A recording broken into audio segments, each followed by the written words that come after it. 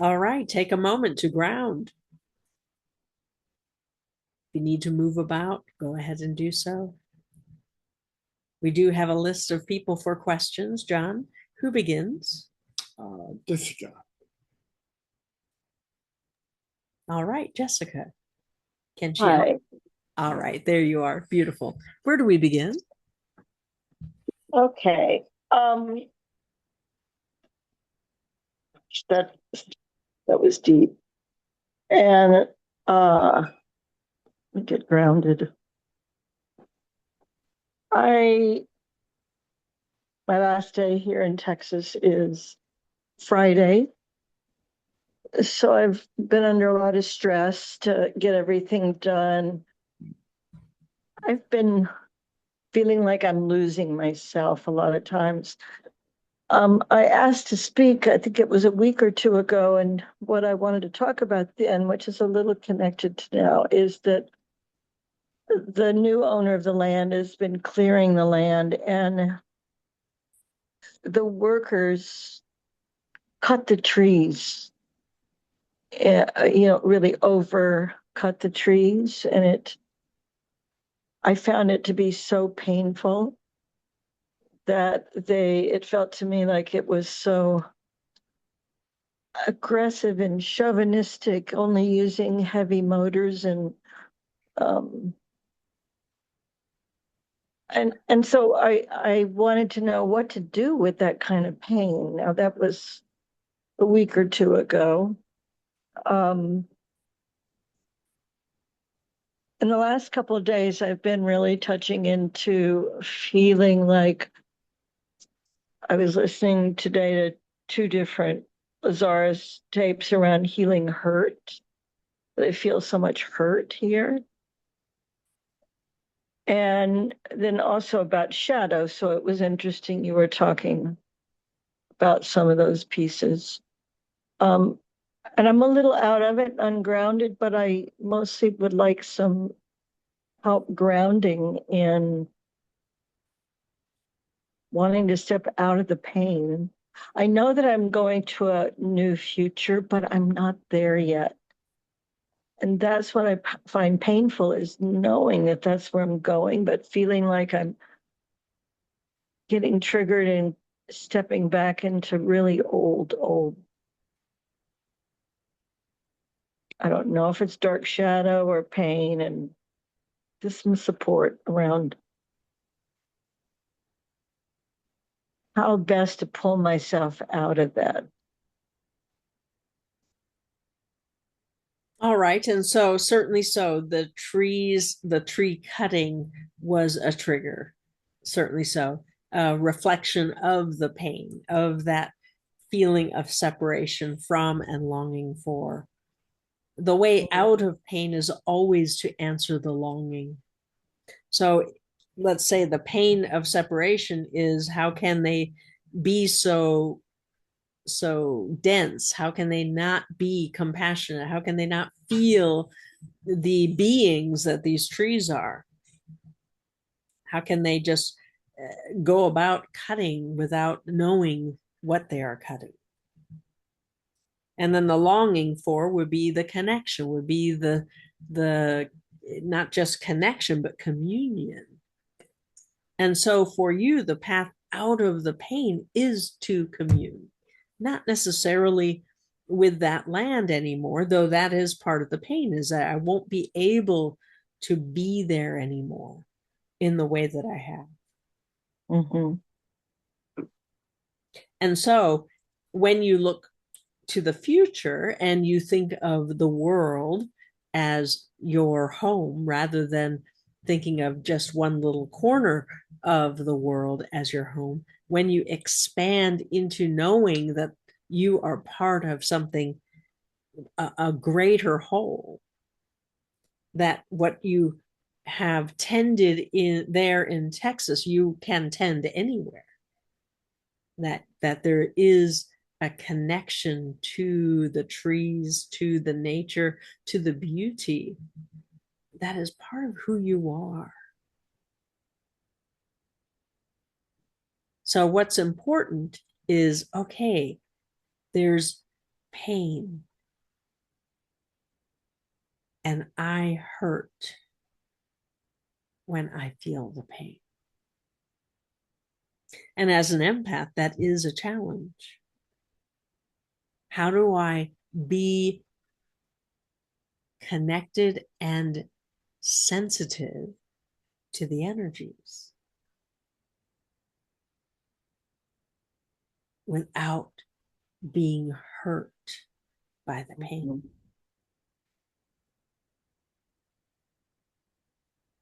That is the conundrum. So a typical answer, well, I'll just disconnect. I'll just be numb. I just won't feel. That is not who you are. But some people have chosen that as I'd rather not feel than be in pain. Now, that is not actually an integrated answer either, and you know that because you know people who have chosen that way, and then you wonder, how can they stay so disconnected? How can they not address their feelings? The feelings are there. Just because they hide it from themselves doesn't mean they don't have the feelings.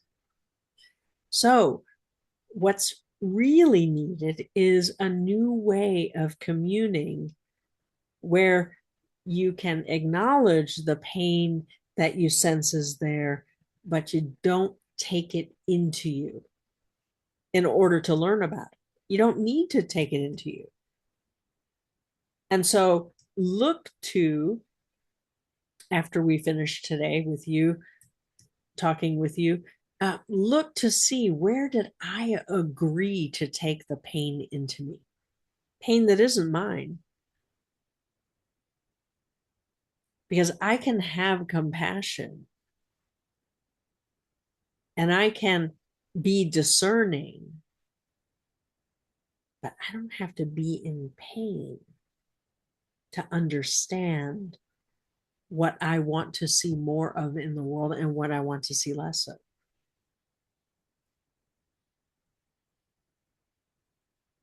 Because you have done the work.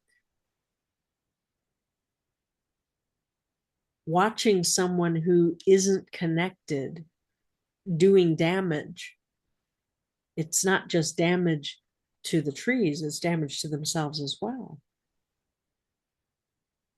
Just because they're not conscious of it doesn't mean it doesn't exist. But for you, okay, as a map maker magician, what is your role? Oh, okay, I'm observing someone creating more pain. What do I want to create instead? What would I like to change my focus of attention to? So it's not everybody who causes pain.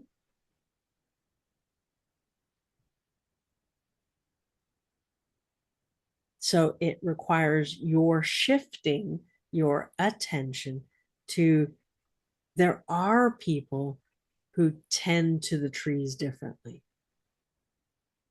There are people who respect the earth consciousness. It's not who I'm seeing right here in front of me, but that doesn't mean they don't exist. And it doesn't mean that I can't call upon them and channel healing energy to those trees. I don't need to leave them in pain, you see.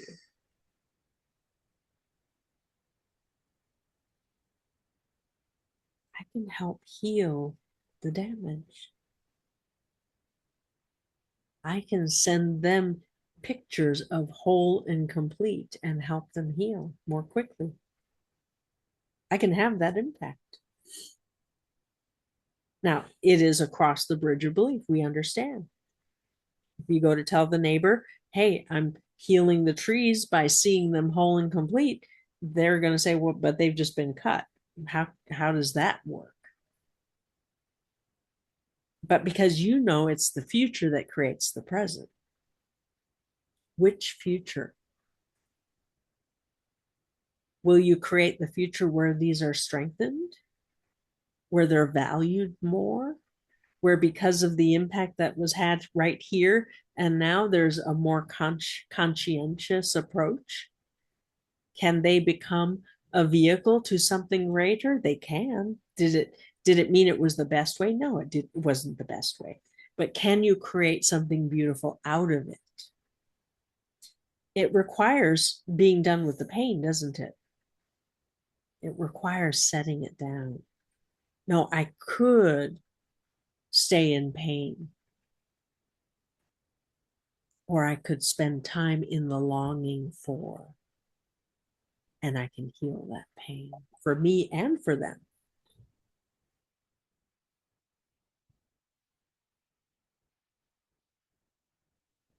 So being sensitive, we would say it's more that you are sentient, that you are connected to other beings.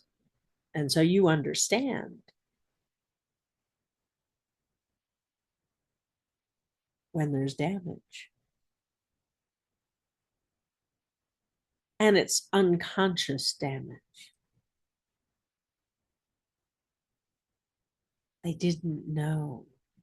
If they knew, they might not have that job. And so there is a need to wake up the world, to create things differently. It's not okay to stay in the chauvinistic template. It's not okay for the world to be shut down, to be disconnected. And you're dreaming a world that is waking up. But if waking up means feeling pain, then you might not want the world to wake up. You might say, I'd rather they stay asleep until such time as they can wake up more beautifully, where the pain is healed.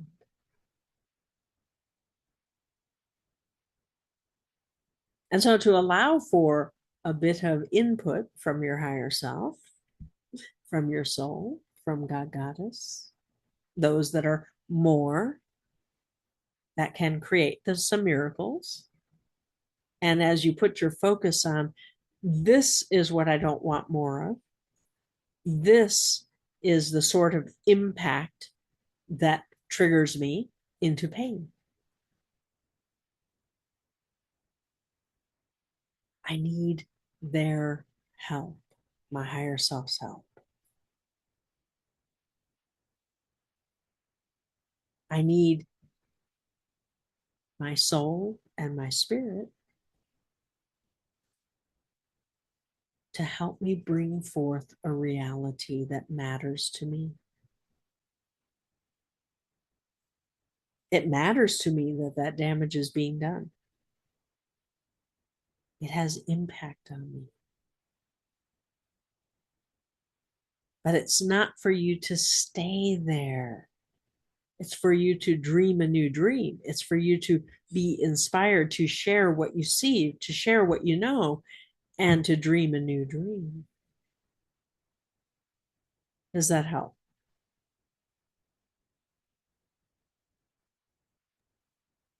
Yes,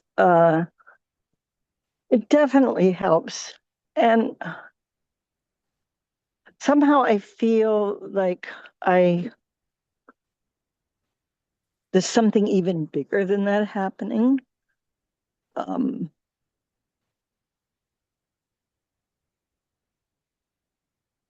um, I'll just re-listen and work with that. So what there is the bigger part of, if Friday is your last day, that you also have grief. It's an Yes. ending. It's an ending.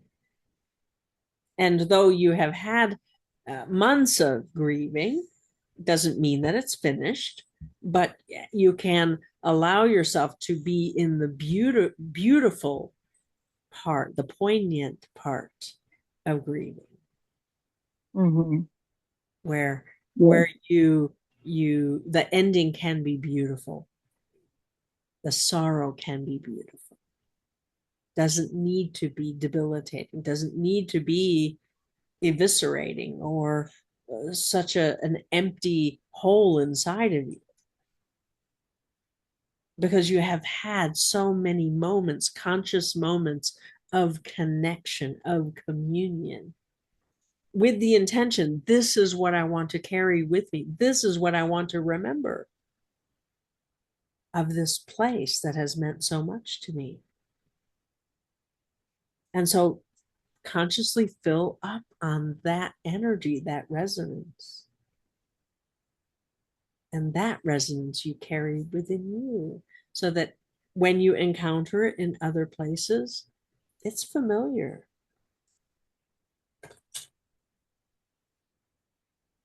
Mm. The resonance, it's not going to be the same because that place is very special to you. And it is so much a part of who you are. But who you are becoming with that as a foundation is so much more than had you never had the experiences there. Mm. It's a different connection now. It's not the child who, where it's my playground, or the adolescent. Well, this is where I explored. This is how I learned about life. No, as the spiritual adult consciously connecting there, you empowered yourself by connecting to the life that is there, the life force energy, earth consciousness, the beings that inhabit the bayou there are unique and important to you. And so the question becomes, have you set forth a future where you said, I can never come back? Or have you put forth a future where when I feel called, I will come back?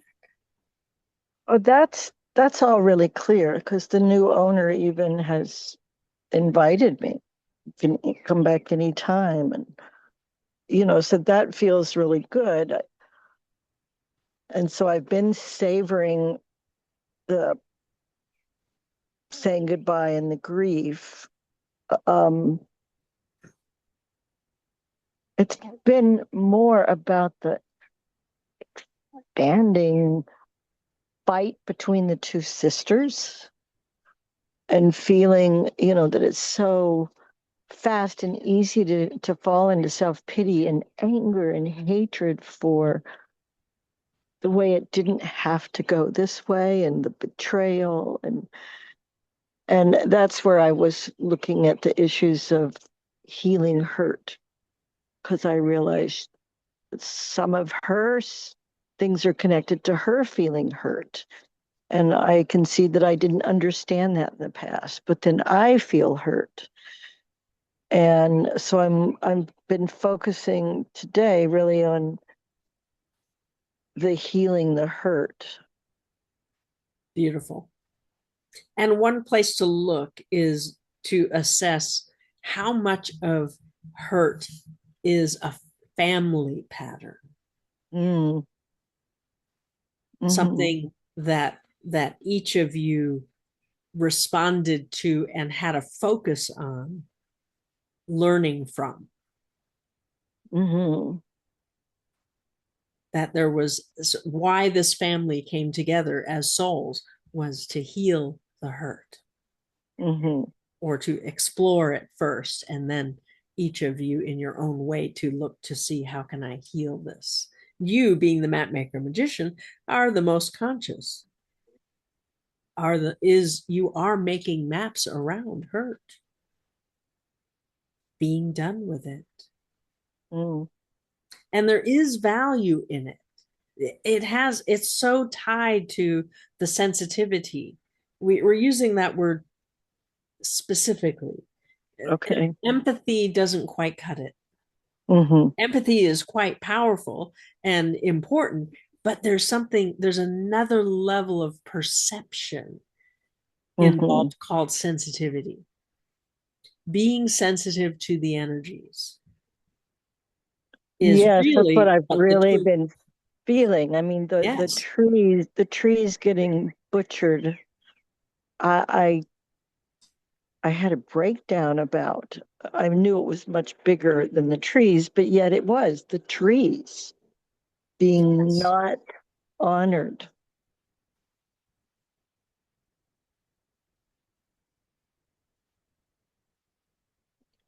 Okay, thank you. Yes. So one of your strengths, one of your gifts, and how can, as you look to your optimal future self, okay, how has she embraced that more powerfully than you have already, more optimal, more positively?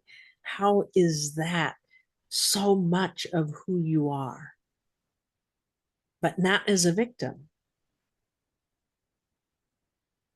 Because with a range of sensitivity, you are, in order to be sensitive to the most beautiful resonances, you're by definition also available to the darkest. Mm, And so perhaps there has been more conscious awareness of the dark forces growing up and becoming more of who you truly are, but it's making you available to much higher resonances. And the fact that you can be aware that the trees are consciousness, mhm. they are beings. That's part of the new world. That's part of what you're bringing into the new world. This is important. This needs to be a part of my new world.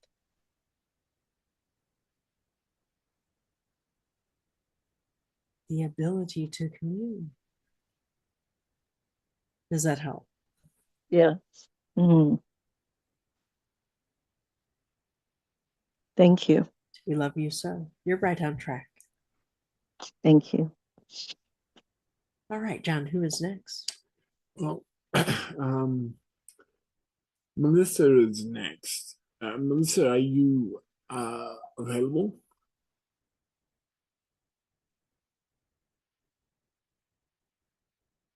Oh, hang on. She did write in the chat. I don't need to ask a question this week. I have some things that came up that I need to handle for work. All right, thank you. Ah, yes. Okay. All right. And so who is after Melissa? Warren. Hello. Yes, dear one. Yeah, that meditation was very powerful. I'm just coming back. Um, I'm glad Jessica went first, but um, Tara, I've always, the expression is tigress of light, of white light, and I feel the North Star in the liminal for me and for many of us here. So thank you. This was very powerful meditation. Um, what I'm really working on right now is I'm trying to integrate with my truer self, the light self. It might be geometric, but the truer self of light, it's that's what therein lies the joy. Um, they and the setting is I'm experiencing very stressful times right now. Many are, but I am. And interestingly, it's because I'm more aware that I'm experiencing the stressful times, that I'm in the stressful times, perhaps. Um, and I've gonna have to go back and listen to the meditation again and again. I was out; it was deep, but separately also and related, I think I've been working with cosmic memory, which is remembering not just the past, not just the future, but all that is, and why, when I was a light being, why I chose to be physical, that element, why I made that choice. So being more myself, I mean, truer light self, almost as a geometric energy, but present in my physical body. Others don't have to see it. I just have to be it. In my choices, in my vitality, I could use a lot more energy. And just having it be part of my emotions and my attitude at every waking moment. So I'm focused on really bringing in a positive future. So that's kind of the key question is how do I tap into my truer light self personally, privately, but maybe others will see it too. But main thing is for me to know it. And what can you suggest is an elegant way to tap into that? Yes. So our sense is to be in the presence of the shining ones of Sirius is for you a very positive way to recharge. And in their presence, you can also gain deeper understandings of the complexity of the geometry you're speaking of.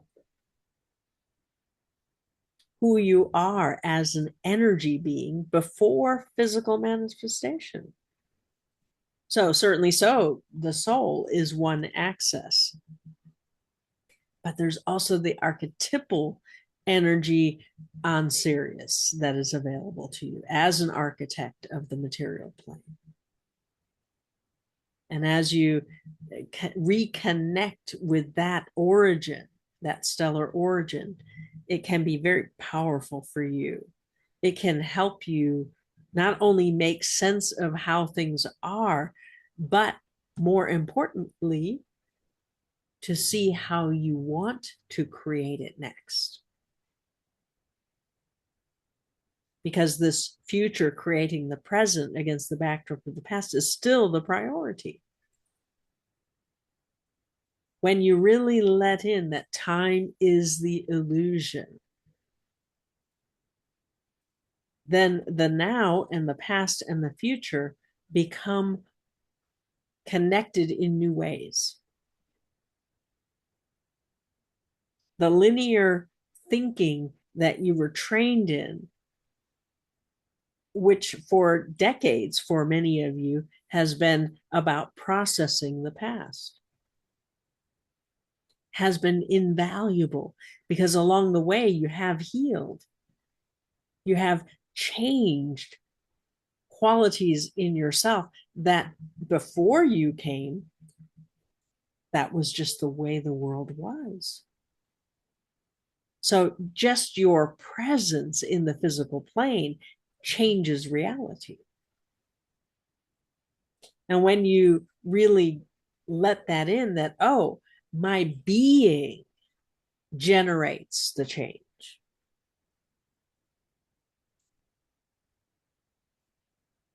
And before the change, my being also dictates my experience. Resonance prevails. Now, there can be multiple resonances, and each of you who are sensitive to energies understand this. You walk into a room and somebody over there gives you a certain look, or someone over here says something with a certain tone, and suddenly your primary resonance is impacted.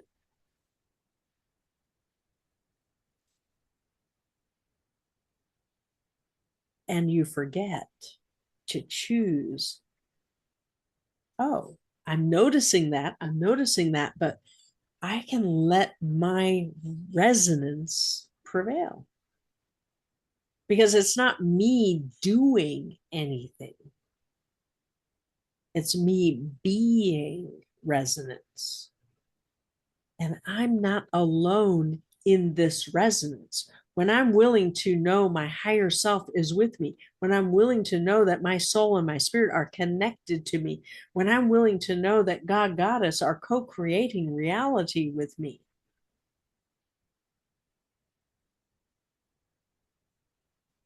it becomes easy to know that you matter.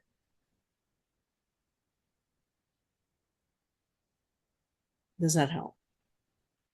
Wow. Yes. Yes. Creating reality through me in a way. Yeah. Beautiful. So allowing reality is the most of what you do anyway. So when you really understand, oh, well, all of this right now is for me, for my benefit, my higher self, my soul, my optimal future self, they're all working together with God and Goddess to present the details that will be most meaningful and impactful to me right now. Yeah, but I don't like what I'm getting. And so then instead of taking it out here into the illusion, take it back inside into the conversation with higher self. Hey, higher self, why are you presenting this version of reality? And they may answer, well, you forgot that this is part of your past. And you're trying to take it through the door to the future. But it's not a resonant match. But you needed to know it wasn't a resonant match.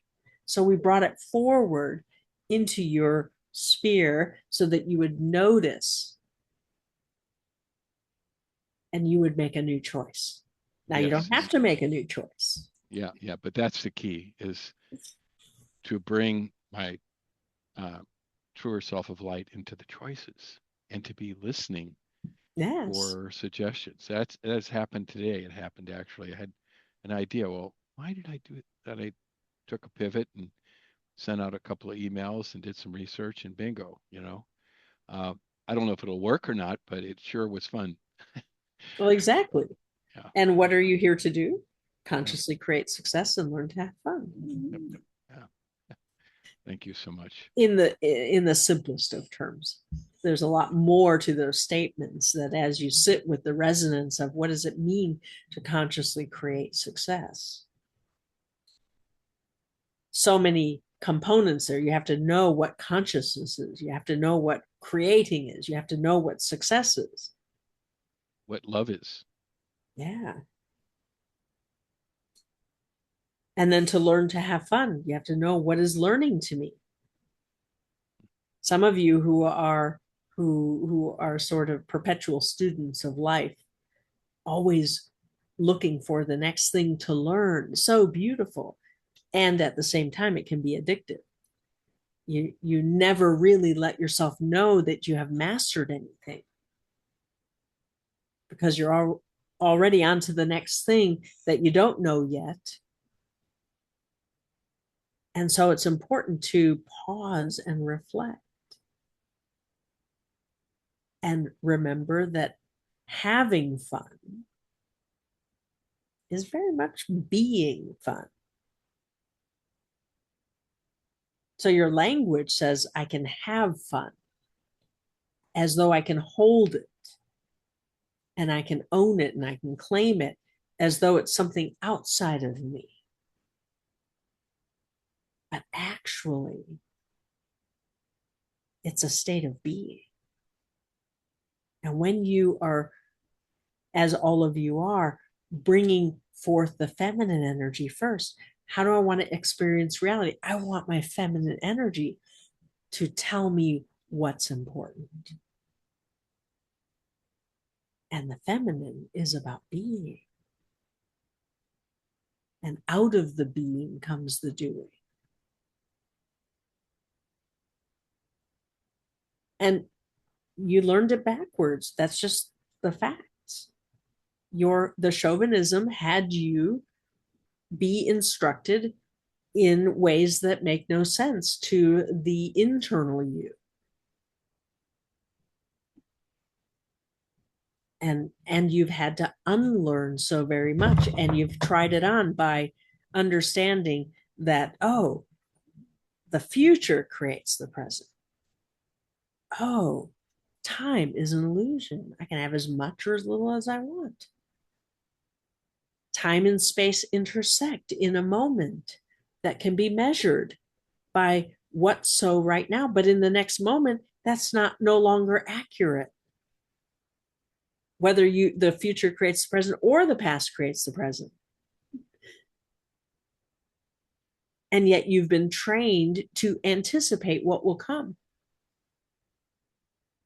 And so you've had to unlearn that and realize I don't need to limit myself to what I expect next, even though expectation is one of my tools to shape reality. I can suspend belief and look to the future as completely unknown. And out of that can emerge something beautiful, something sacred,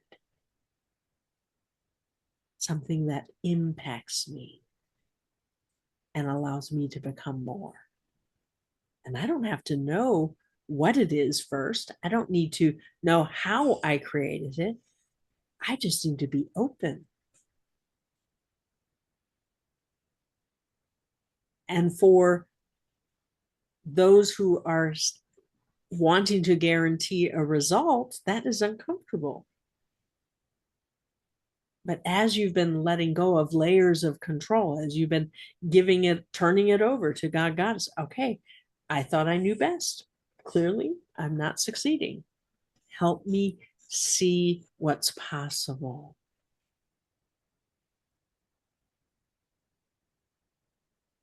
And take time to remember the moments that you did have where you connected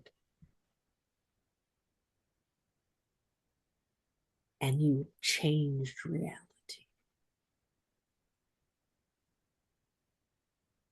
Through that connection. Now, of course, that's all happening much more frequently, isn't it? Yeah. Yeah. You don't have to go as far back to remember when that was. It's becoming a more common occurrence. Oh my gosh, I'm remembering it more and more. It's actually a part of who I am. I see myself as creating reality more magically. Remembering in real time. Yes. And because time is more and more an illusion, you also understand that the lifetimes that you used to think were past, you understand that they're happening now in parallel. And when you change, they change. And when they change, you change. How beautiful is that? So, as you work with your higher self to say, take me to, if I can't deal with it in this lifetime very easily or elegantly, take me to a lifetime where I can. And let's change it there so that I benefit now. So we'll leave you with that thought because that'll keep you busy. Yeah. Thank you. We love you so. Love you. All right, John, who is next? Monica. Monica's gone. Okay. Henry.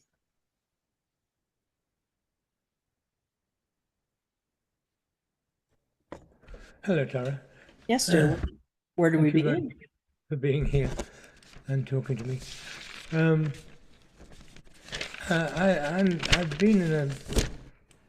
I mean, the wounding was absolutely appropriate because the wounding has always been about what I want and whether I can go for it. And so, I mean, generally, there's a feeling in my life that I wasn't really able to do anything I wanted to do myself until I got to the time before the wounding, and then I was out there and particularly having fun with a couple of girls at school, and around the age of 10, 11, and just going for what I want, as it were. and then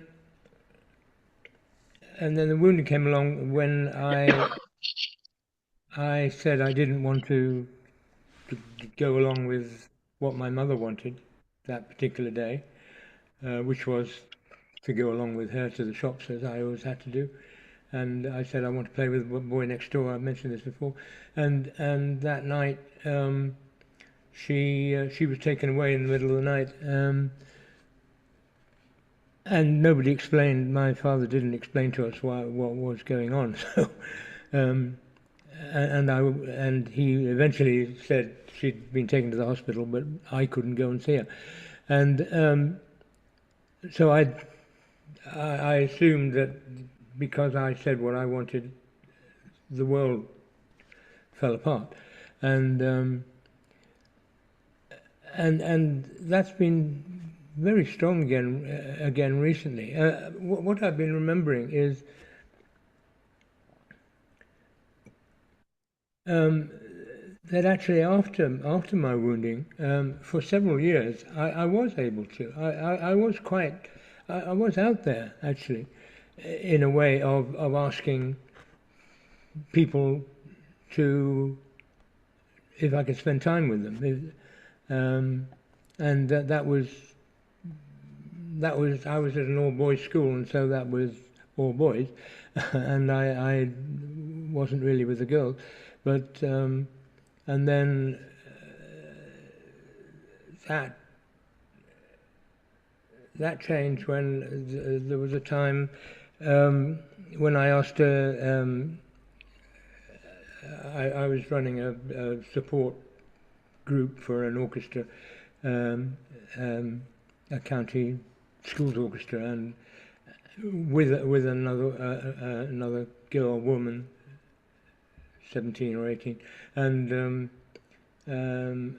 I just remember. I remember this very clearly. Just kind of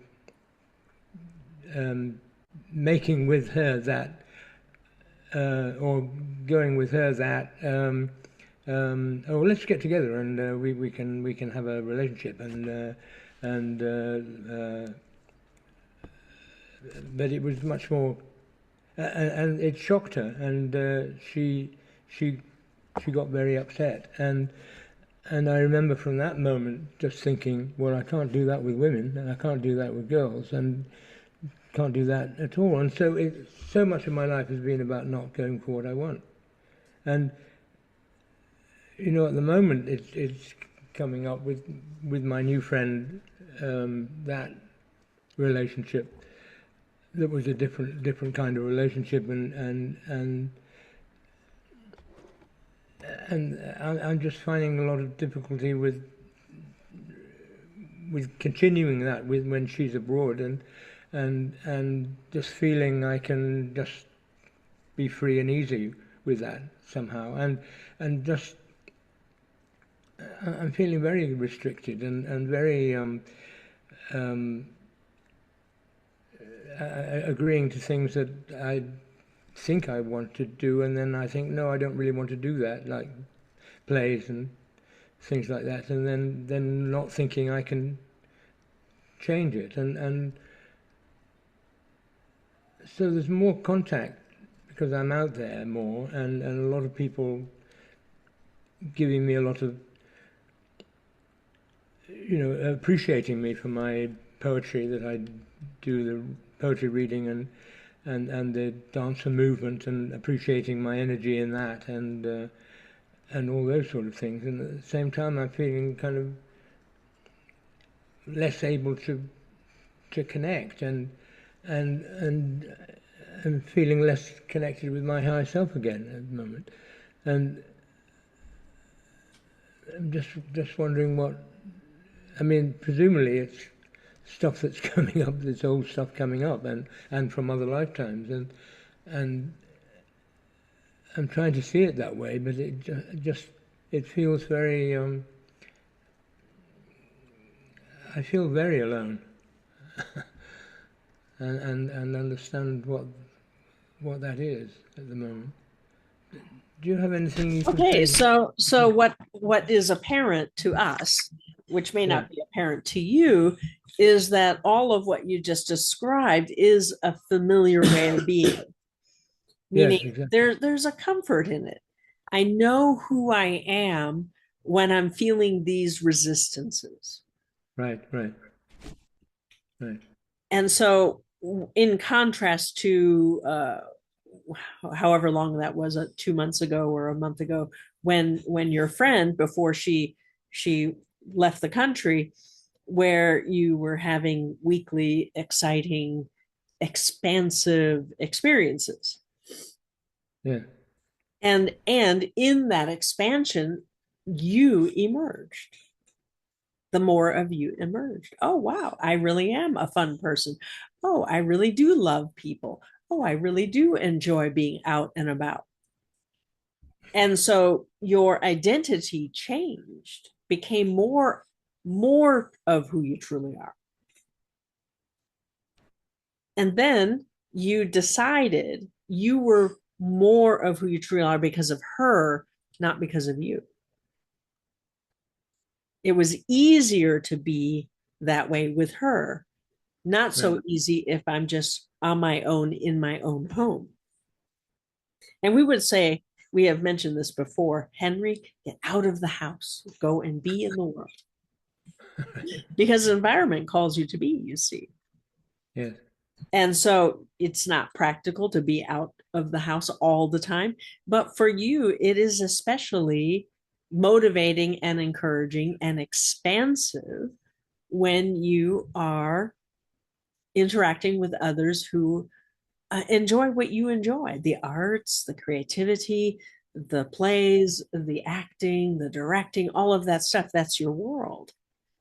And also being in nature, doing photography, swimming, communing with the elements, being a more complex being.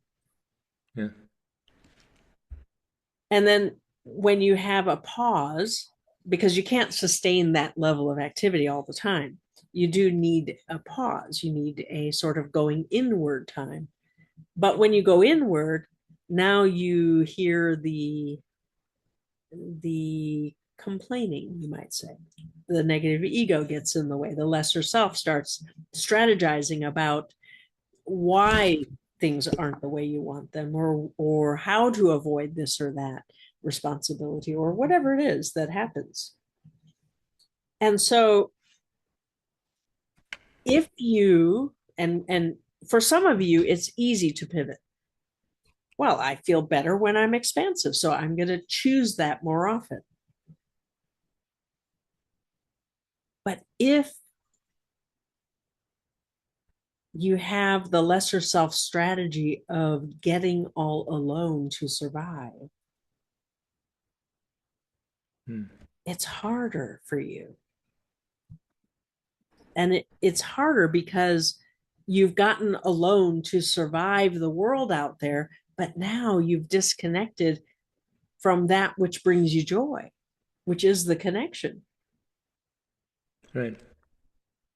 So when you're connected to higher self, when you're connected to soul, when you're flowing your grace, is when you are having fun, is when you're more expanded, is when you're relaxed about being out in the world. Right. Now, somehow you've made a correlation, perhaps, that being out in the world is really why you feel better. But we would suggest that is a little bit of a misunderstanding, and you want to bring it back to no, the reason I'm more expressive, the reason I'm more expansive is because I'm more connected. I'm expressing more of who I truly am because I'm connected. So rather than trying to find your higher self hiding out in some complex maze, oh, it's when I feel free to be who I truly am. That's my measure of connection.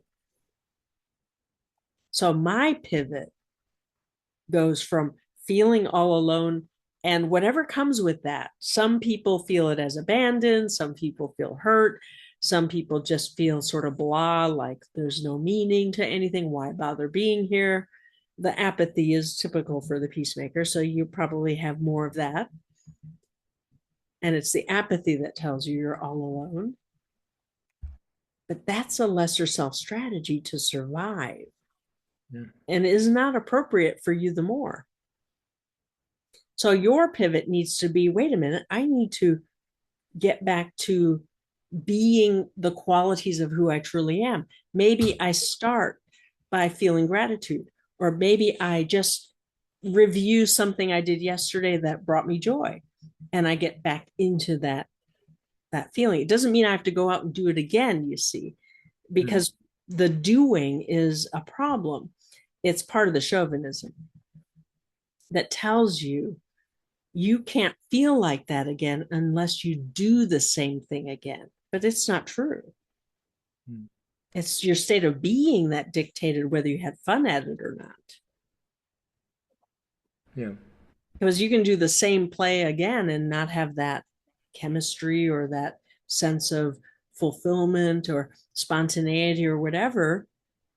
But usually for you, it is expressing a more complex version of you when you're in that arena. And therefore, you have that correlation that, yeah, when I'm doing plays or when I'm acting and dancing and celebrating life, I feel more me. It allows you to be more complex.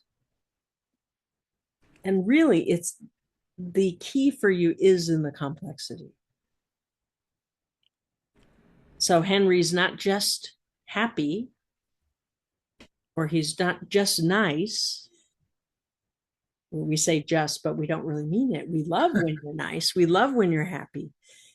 But we also love when you love. And when you're passionate and intense about something. And when you're awake and you're having brilliant ideas of how things come together and explaining it to somebody. This is how reality works. Yeah. This is what I spend my time thinking about. So you see, it's not in one way, it's in many ways.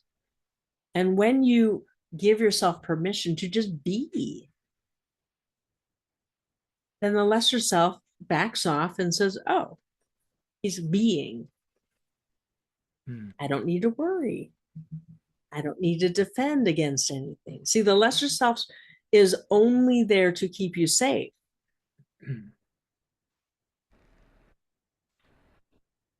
And of course, the lesser self can't handle new circumstances. It's not possible to use the tools of the lesser self in new circumstances. Yeah. Only you, the more, has the skill to work with the unknowns, to be available with that, the fullness of the curiosity of the adolescent and the love that is spontaneous and full of joy from the child. And then the spiritual adult has the connection that brings the miracles and all the love. And when that is your playground, you know that you can create anything and you can respond to anything.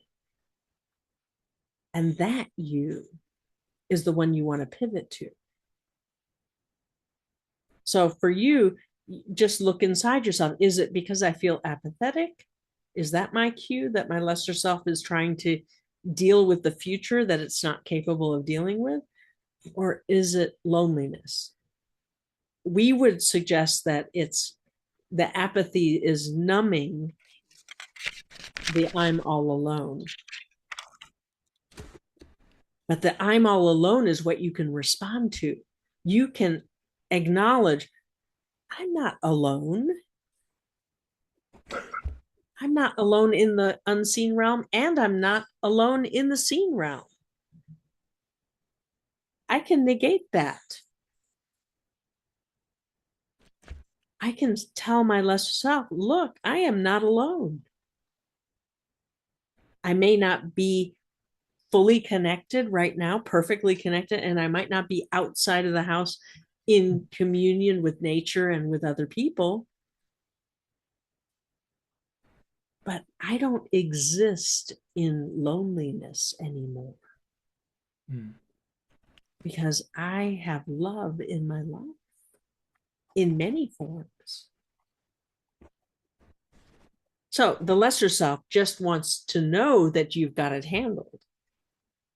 The lesser self, otherwise, the lesser self will bring forth all the strategies of the past, of the child and the adolescent. However, you survived. So we would suggest what's important to add to the incident where you understood, you made it, you decided is probably a better way to say that I can't have what I want because when I ask for what I want, bad things happen.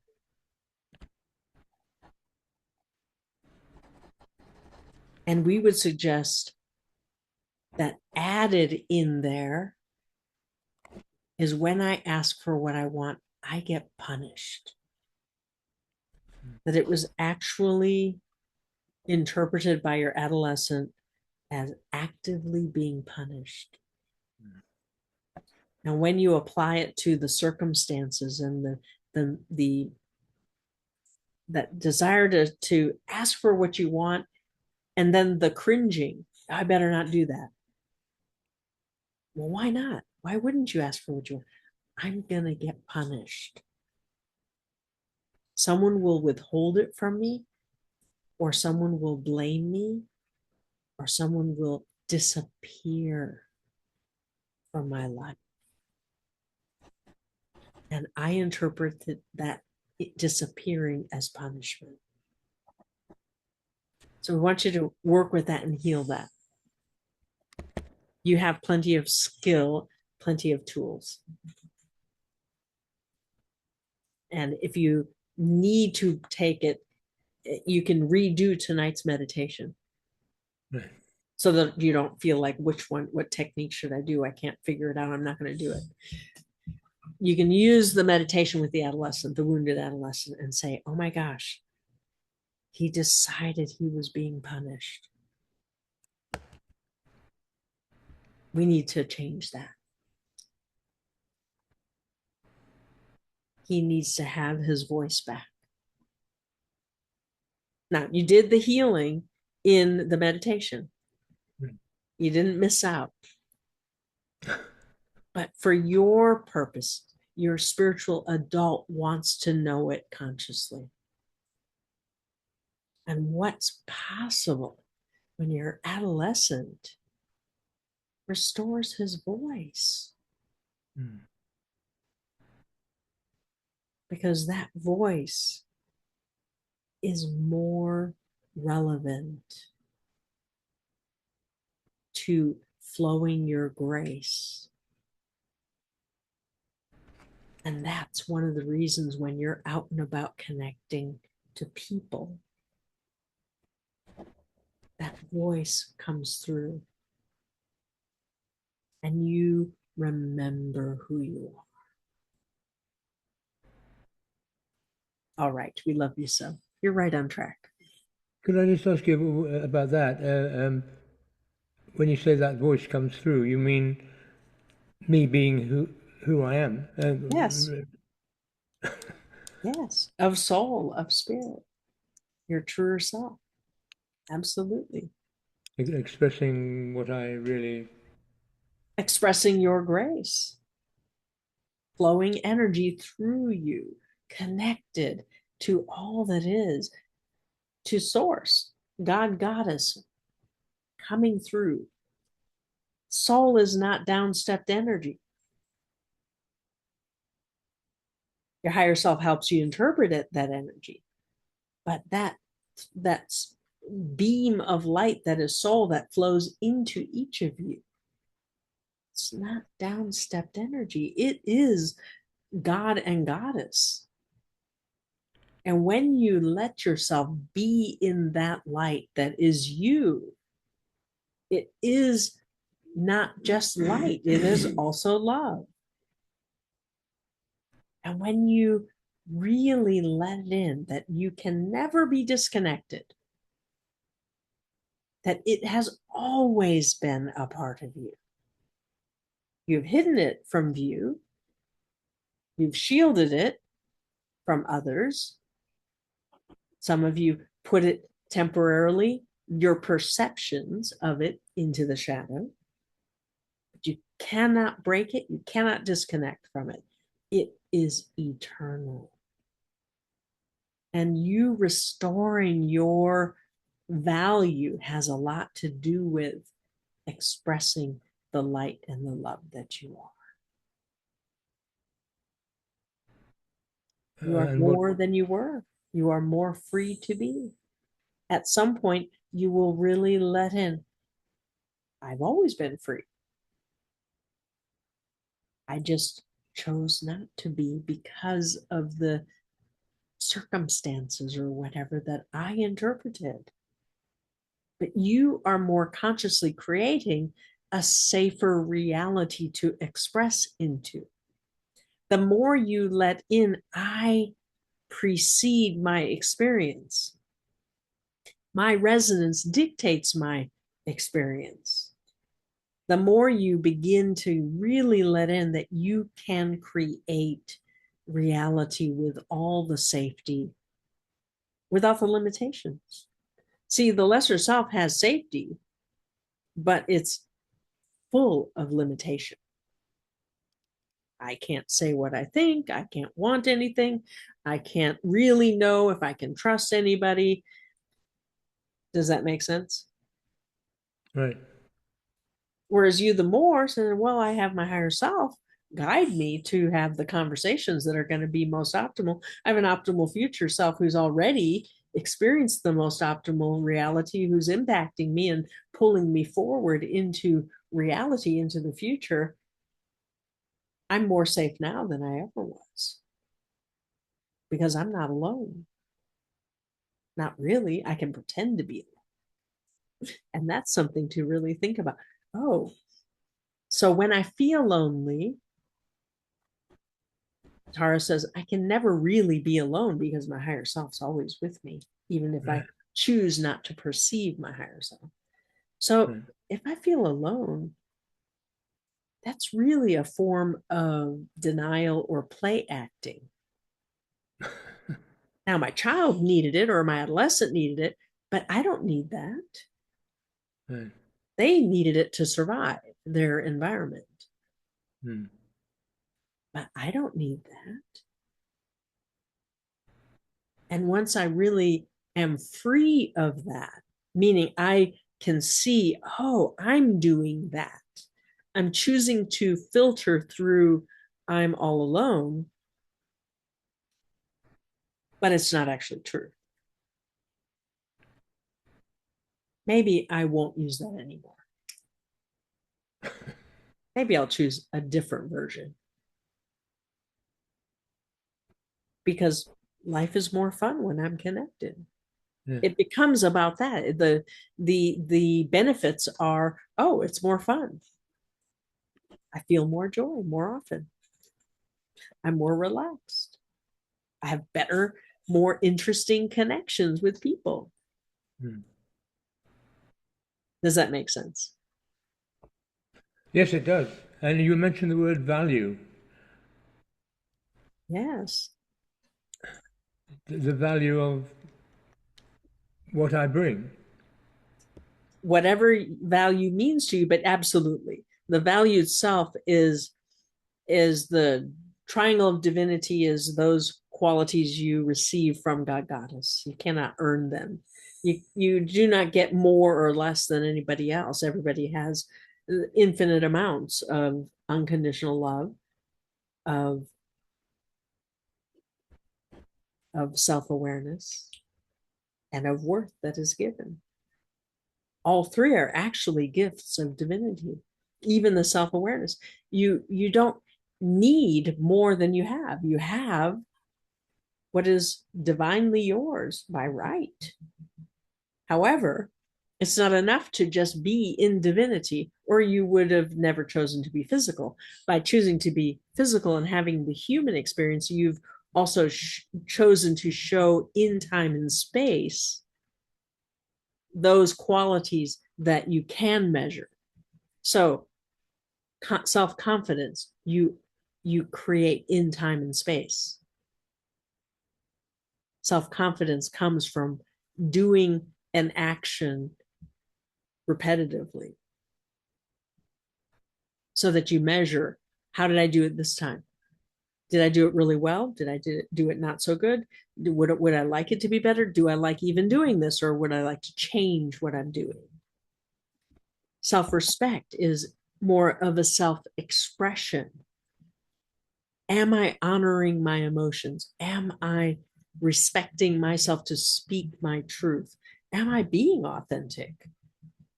So you're constantly evaluating yourself and who you're being in the physical plane, in relationship with others. And self-esteem is love you earn for yourself. So when I'm in line with my values, such as my integrity, my authenticity, my passion, my imagination can be one of them as well. When I'm in line with my values, I earn love for myself. I give myself kudos. I give myself reassurance that I'm on track. I'm more loving to myself and therefore also others. Different from the unconditional love that is given by higher self and soul and spirit and God and goddess. Unconditional love, no conditions. Doesn't matter who you're being right now in this moment, whether you get it perfectly, whether you get nothing at all.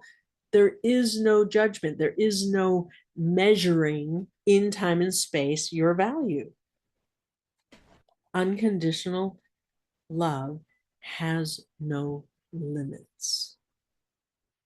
But when you exist in time and space, you add to that.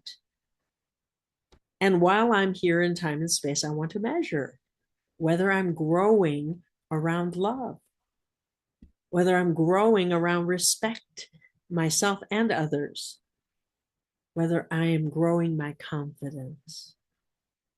All of them can be expanded on and they can be diminished by choice, your choice, not anybody else's choice. You can rob yourself of confidence by deciding, oh, I didn't do it very well this time, and that means something about me. Instead of, I didn't do something very well this time, I think I'll try it again. And then the next time is better. Then you're building confidence, you see. So that triangle of humanity is quite important to your human experience. And each of you have this, you have a sense of duality around, should I be here or shouldn't I? Shouldn't I be more in the spiritual? Shouldn't I be more in the physical? And you go back and forth and back and forth. But the real work that you're doing as a map maker magician is to bring those energies in from the more real into the illusion. So the more unconditional love you bring into you and express out here, the more your reality changes. Same with the worth that is given. The more you really let in, my worth is given. It can't be taken away. I don't need to earn my right to exist. I exist. And that is a joyous occasion, even for God and Goddess. You are a miracle. And that your consciousness is expressed in time and space is a miracle. And that miracle gets fed back up all the way back to God Goddess for their evolution. And that gets fed back down to you for your evolution. And so it's complex. It's not linear. And your awareness of yourself, that's a gift from God and Goddess. That ability to assess, who am I really? Am I just these actions? Am I just this physical body? Or is there something more going on here? What are these other thoughts and feelings I have? And if I go into the unseen realm and I have an experience with higher self, what's valuable about that to me? And does it matter? Anything that matters is about soul. So when you really let it matter, whether or not you have a connection with your higher self, as you do, it clearly matters to you, because when you're not connected, you're in anguish. You're not who you truly are. You're aware of that. I'm not the more of who I truly am. I want that connection. And that's your soul giving you feedback about what matters. We're in all areas of your life. And it's not limited to your spiritual reality. It's not. It's in everything. All right. We love you so. We know there's one more. So Yeah. Thank you so much, Tara. yes, I love you. beautiful, wonderful conversation. All right, John. We believe Helen is next. Yes. Hi, Tara. Yes, dear one. Where do we begin? Well, first I'm going to say I feel like there's all these business opportunities and creative opportunities that are sort of um, becoming more, you know, they're solidifying. And so that's kind of very exciting. And so I'm excited about where things are going. And it also, it feels like there's a lot of money that's going to be coming in and a lot of abundance. I mean, and with an investment that Harry and I have done on uh, converting plastics and other waste to fuel. There's the investment. We now have like 7 factories that are working and operating, and it's going great and going to help raise money to do more. And so very excited about that. And I'm doing the NFL TV show pilot. I'm almost done with the pilots and hopefully in the next week or two getting it out to the people I connected with in the NFL. So it feels like kind of things are speeding up. So a lot of things, nothing's kind of manifested yet, but I'm feeling very strong about where things are headed. So that's great. Beautiful. I've been doing a lot of work since last week on the advice that you gave. I went back and I found like so I made the decision when I was in the womb that life wasn't safe. And this was a bad idea. And picking my mother as my mother was a really, really bad idea. And like I knew it in the womb. And so I went back and I had a conversation as you suggested. Well, and what I did was actually, because it was a little weird talking to the fetus. So I brought the fetus, the child, and the adolescent together and had a conversation with them at the same time. And sort of explained, I need them to help me out to create all this great magic, and things are amazing now. And they did their job, and I thank them for doing their job. Um, and I explained that they didn't have to stay physical anymore because their job was done. The fetus found it very strange.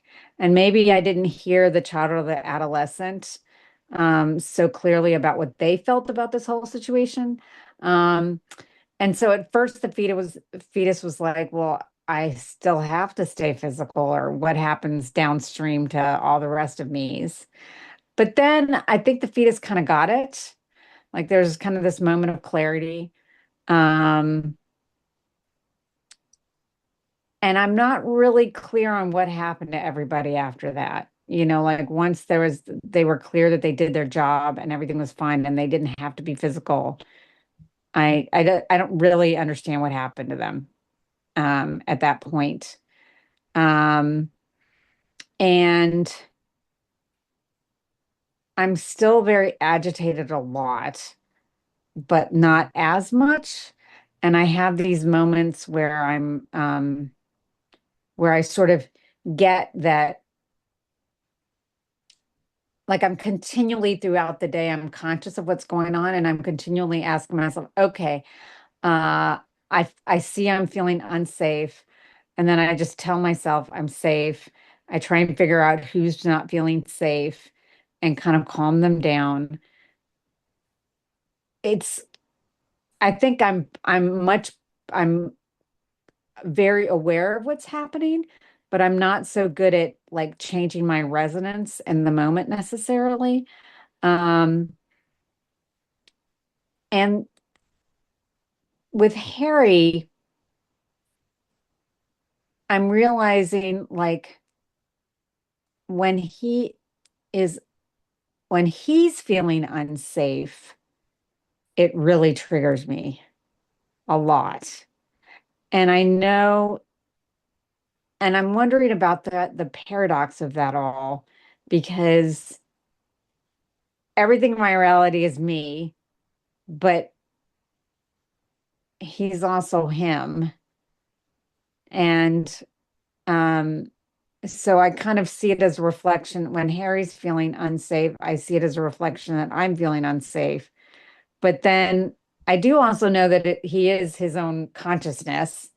And um, so like today we have this small, it is a small problem, but a very annoying one of we helped a friend of his to sell her house, except without getting into the details of how it all fleshed out, she stiffed us for 90% of the commission. And we finally figured that out today. And so we were over at our with our broker trying to figure out what to do about it. And I just had to leave the building because he's so upset about it. And and my input wasn't really necessary and needed. So Sandy was with us, so I just took her for a walk outside. But I really like the sense of like when Harry's upset and mad, I go into this mode of like I have to fix it, which is very familiar, like my mother when I was a child. Um, so that pattern is very, very clear to me. I ate a lot of chocolate and a lot of potato chips today. A lot of chocolate, a lot of potato chips. And but I was trying to figure out, what is this paradox? Like, is he is he really just reflecting how unsafe I'm feeling within me? And I just or or is he himself? And how do I don't really understand what's the paradox of this all. Is it just that it like maybe when he's upset, it it's a louder version of my internal sense of unsafeness, and that was my child just being like he's a louder version of my child being unsafe, and I can hear it more loudly when it's Harry than when it seems to be my own inner child. Is that what's going on? Okay, so the important thing here is, how do you get back to knowing you create your own reality? And as you're to your point, well, do I create them or don't I? And Yes. as you suggest, well, there are two things going on. One is absolutely you create all of it, and because you are here as a soul and having experiences with other souls who are also here to grow, that the higher priority is, if there is something in your journey together that helps both souls grow, then that will be part of the experience. So for instance, the love that you share is part of your agreement coming in that we're going to explore love together. Does that make sense? Yes. Now, where he triggers your child or your adolescent, it behooves you to think of him as he is part of my illusion, and he has triggered something that is for me to shift and change. And when I shift and change, I can be neutral or I can be detached, and I can be curious about, oh, I wonder what's upsetting him. Oh, I wonder why he's triggered. Maybe we'll have a conversation of what's going on. Does that make sense? Yes. Instead of the lesser self strategy of I'll just run away, which is a completely adequate response if you don't know that you create your own reality, you see. Yeah. I did try. Sorry. So the trigger overrides the knowing. Yeah. So, And Abraham talks about like you, oh shoot, I just lost my thought. Like, unconditional love is where you don't need the other person to change for you to love them. And so I've been trying to like with this situation, with this being cheated, where Harry's really, really upset, which makes me really crazy. Um, I've been trying to focus on, okay, unconditional love. I don't need Harry to be calm about it. I don't need him to be upset about it. I can just let him be.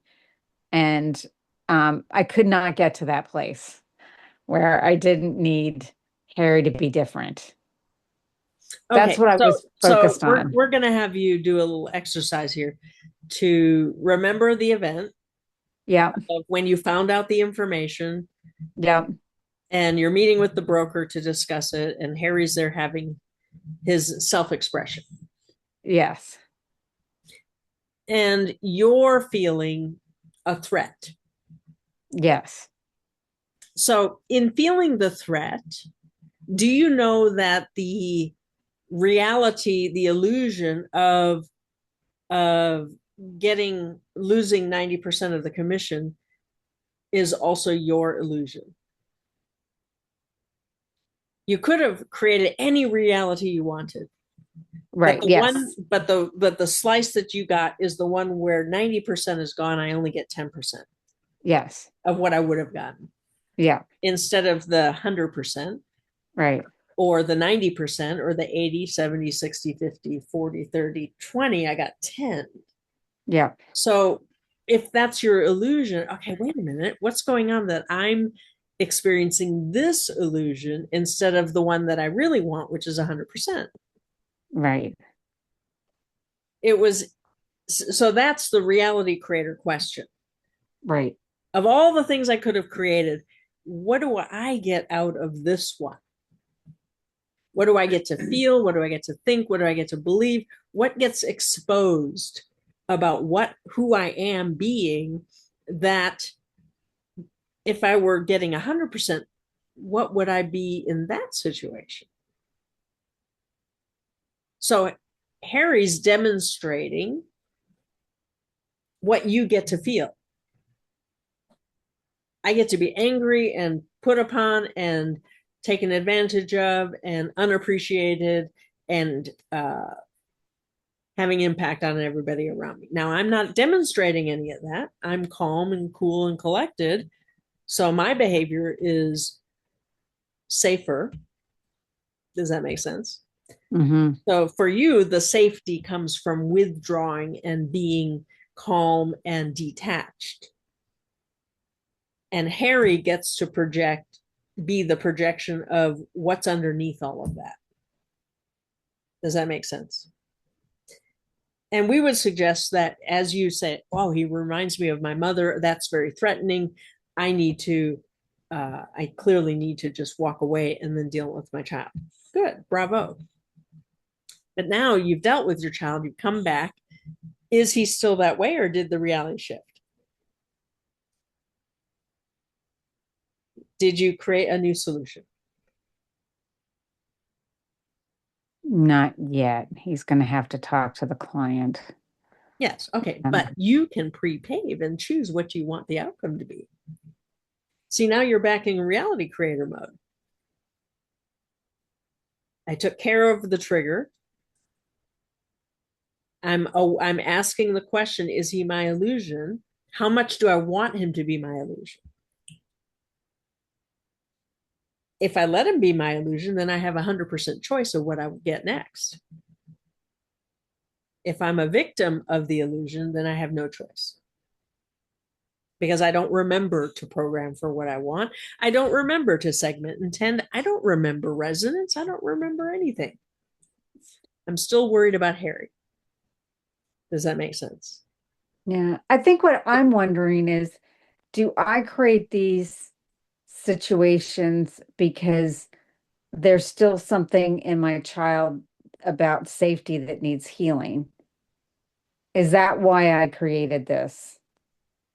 To me, it's not about I mean, yeah, I'm mad at this woman, but the bigger issue, yeah, and there is a little bit of victimhood about this woman. The bigger issue for me is that pattern of I have to rescue my mother or my world is not safe. Yes. And I'm very clear about that. But then like, so maybe it's more like, is there something I still need to do from do I need to maybe I need to repeat the exercise of going back to the fetus and the child and and providing new safety. So and really knowing that they have safety. That's the part that's the next step. Because as you say, well, I don't really know what happened. We had a good conversation. They now know they have choice. But that's not the same thing as feeling safe. Right. They might have relief, but that doesn't mean they have safety. So go back in very consciously and say, what do you need to feel safe? And they will tell you, I need a different mother, or I need no mother. Yeah. Or whatever it is. And just as though you haven't done that many times before, have the humility. It can be different this time, and it can surprise me in a beautiful way. It doesn't have to be they will have answers for me. My higher self will help me create that. Yeah. And my higher self will help them create that safety. And now I need to also have a sense of safety. And I'm going to let my higher self give me that too. Because just because you're a spiritual adult doesn't mean that you don't value safety. Of course you do. Safety comes from creating reality in accordance and compliance with your will, doesn't it? Mm-hmm.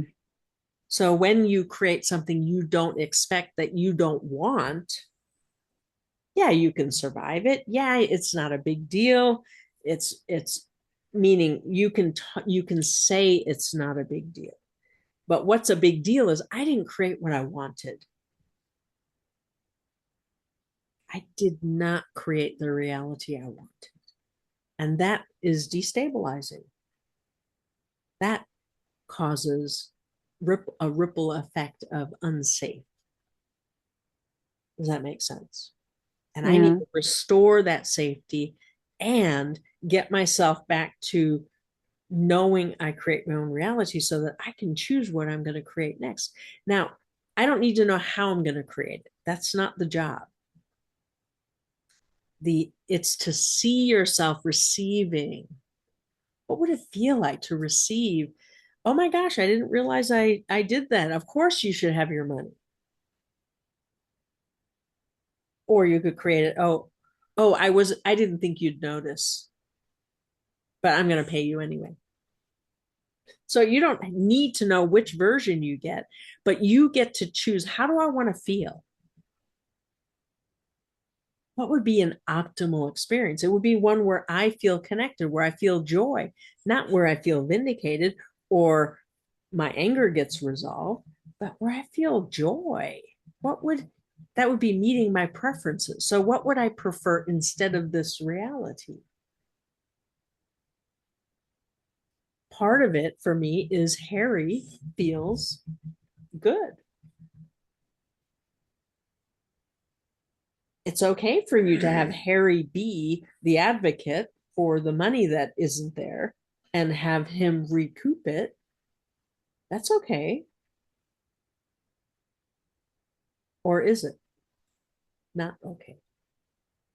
Oh, that would be great. Yeah. So see that, oh my gosh, all you hear is, I got the money. I'm celebrating. Let's go celebrate. Yeah. Does that make sense? Is It does. And I mean, so I am hoping kind of within 2 weeks, like by the end of July, to send out. I'm doing these demo videos and putting outlining my NFL pilot show. Mm-hmm. Um, how do I make sure I know I'm healing this sense of unsafety? And I feel like, given July 23rd is this week, I feel like all of this is happening so that, with the Series Vortex opening, that I'm really stepping into that new me in the new year.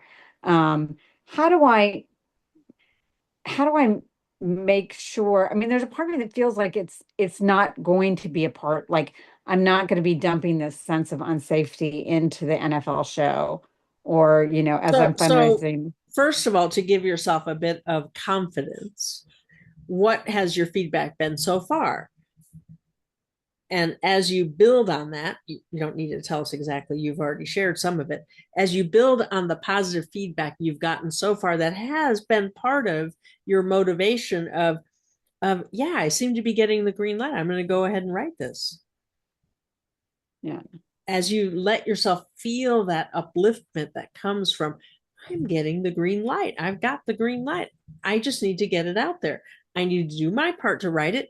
And then the next step unfolds. I'm making good on my promise. Not everybody makes good on their promises, so this is unusual already. So you want to prepave to see their look of joy at, wow, didn't think you'd be done so quickly. This is wonderful. Let me have a read of it. Does that Mm-hmm. make sense?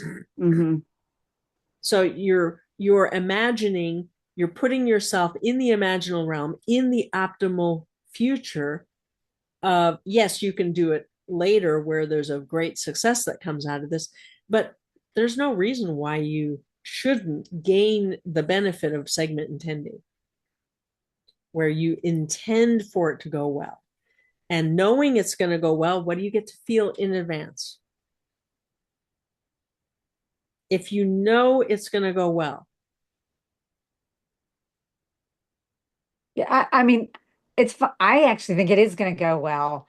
I'm going to be very excited to be seen, to be heard, to have my creative vision on TV this football season, like in a month and a half, maybe.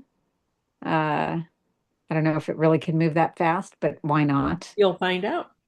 Yes. So part of it is being in the process of you're delivering the first thing, which is the script, and then there's a lot of unknowns that follow. But if you could have it any way you wanted, and you can, then you say, oh, a month and a half sounds good. Yeah. I mean, I'm not doing a script, I'm doing an outline of the show, and then I've actually done about 5 or 6 demo videos that we're now editing at my housemate's now editing for me. So to actually show them, here's what it really is, and here's what it's actually going to look like. So I'm not doing a script. I'm All doing right. the pitch outline, and then here it is. This is it. Like, you don't have to imagine what it looks like. You can just take a look. And Good. um I feel like that's more powerful than writing a script. Yes. And Yeah. so for you, the unknown of I don't know how they're going to react. In the unknown of it, there's the wiggle room of, oh, what if they don't like it? Or and we're not saying that's the strongest. The strongest is, oh, they're going to love it. I love it. They're going to love it. Yeah. And then as you say, but there might be a part of me that would rather not have it succeed because that's safer. Hmm. Then it just ends it. And there's no anxiety about the next thing and the next thing and the next thing that I know nothing about. You see? Hmm. So the lesser self likes things to be predictable and known, but none of this exists in the known yet for you. So you, the more, is the one who needs to be leading and keeping the lesser self argument about what's safe in check. So it's the awareness of, oh, I could listen to my lesser self, but actually, that's not who I'm being. And so my lesser self knows me, the more has it handled. And the more connected I am, and the more I'm generating what I want next, the more I'm willing to see that, and be open. As long as that's my way of being, my lesser self's fine. It's when I'm not generating what I want next that the lesser self shows up. Does that make sense? Yeah. Beautiful. Okay. You're right on track. Thank you. Can I ask one more thing really quickly? Yes. Um, so my ears, I think I have like there's something now that where I get nauseous easily. So like when I was in California and I went on the boat trip and got sick, but like since I've been back, yeah, I love swimming. And I was just doing a flip in the pool, or like a circle in the pool, which I've done my whole life since I was a little kid.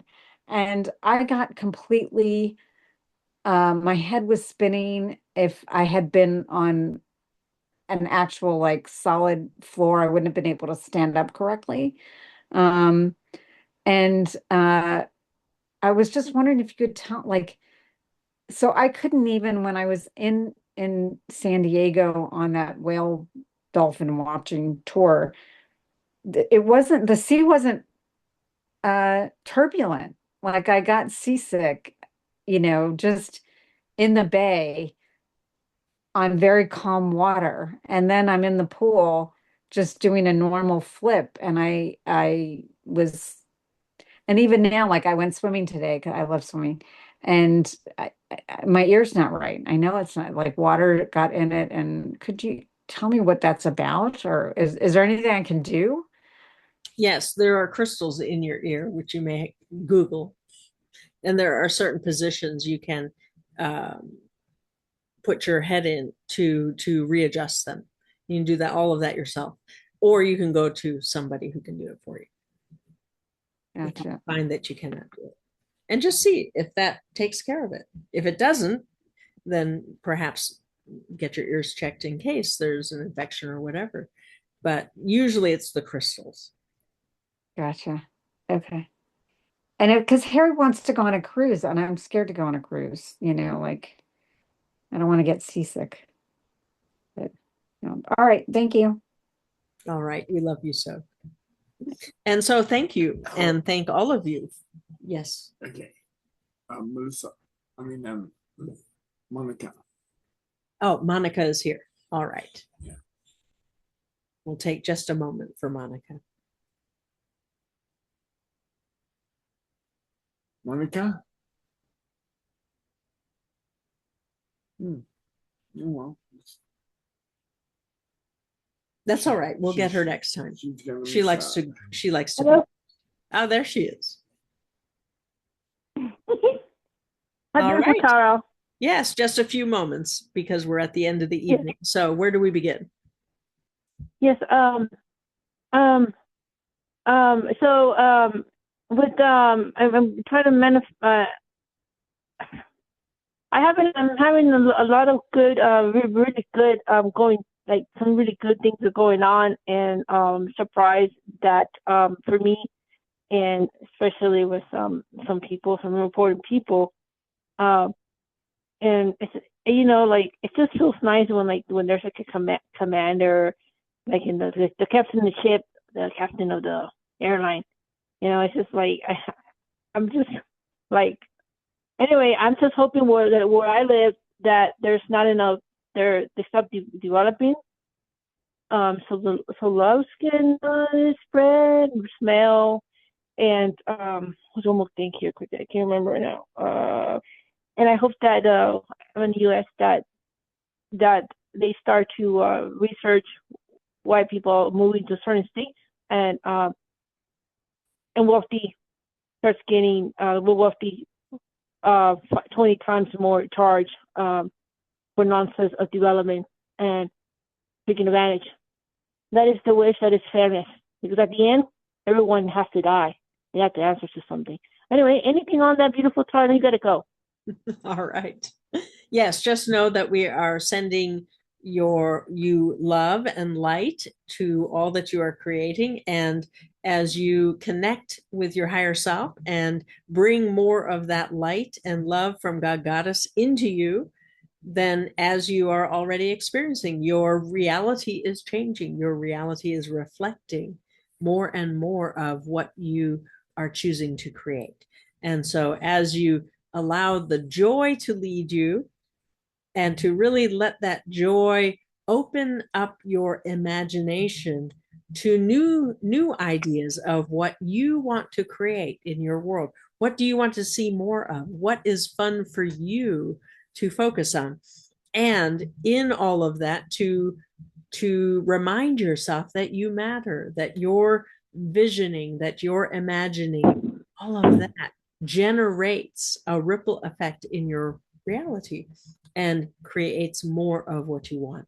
And it is really vital to understand resonance dictates experience. So choosing your resonance of joy, choosing your resonance of love, choosing your resonance of gratitude, of appreciation. That's how you shift when you're in a situation that you don't like, or you see some piece of news that upsets you. It's up to you to say, okay, I'm triggered, but I don't have to stay here. I can change my resonance, and then I can revisit my reality and look for new information that shows that I have shifted and changed. Beautiful. Thank you, Carol. Love you. Yes, we love you so. All right, and so we go for now. We thank each and every one of you who have shared this evening, and for the group that gathers, that supports the magic that is happening here. So beautiful, so much love, so much light, so much change. And so we go for now. We go with love and peace as we bring Katrina back. Until next time, we love you so. Thank you so much. You.